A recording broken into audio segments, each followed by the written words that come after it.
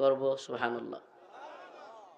ইউহিব্বুহুম ওয়া ইউহিব্বুনা, যাদেরকে আমি আল্লাহ ভালোবাসবো আর তারাও আমাকে ভালোবাসবে সুবহানাল্লাহ।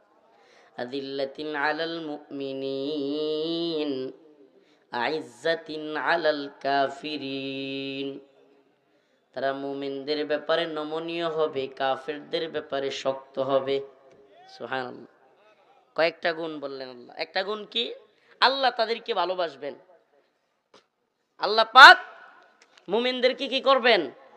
ভালোবাসবেন, যারা দ্বীনকে আঁকড়ায় ধরে রাখবে। আল্লাহকেও তারা ভালোবাসবে।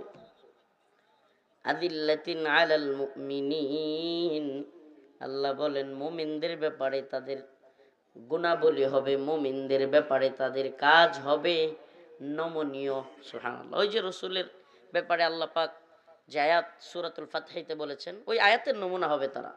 মুহাম্মাদুর রাসূলুল্লাহ ওয়াল্লাযীনা মাআহু আশিদ্দাউ আলাল কুফফার রুহামাউ বাইনাহুম। আশিদ্দাউ আলাল কুফফার, কাফেরদের ব্যাপারে তারা কি? কঠোর। রুহামাউ বাইনাহুম সুবহানাল্লাহ, নিজেরা নিজেদের মধ্যে অনেক দরদি। কিন্তু আমাদের সিফত কেমন? আমাদের গুণাবলী পুরাই উল্টা।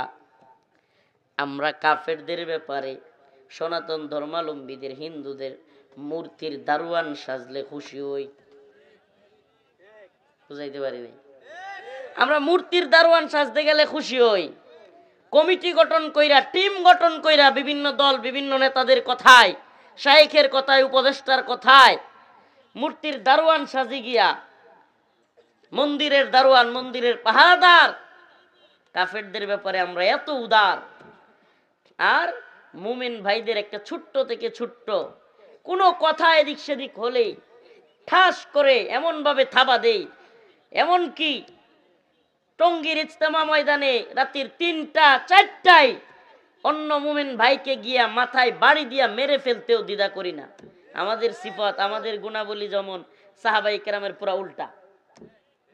আমাদের চিন্তা ভাবনা, আমাদের কাজগুলো সাহাবীদের পুরা উল্টা।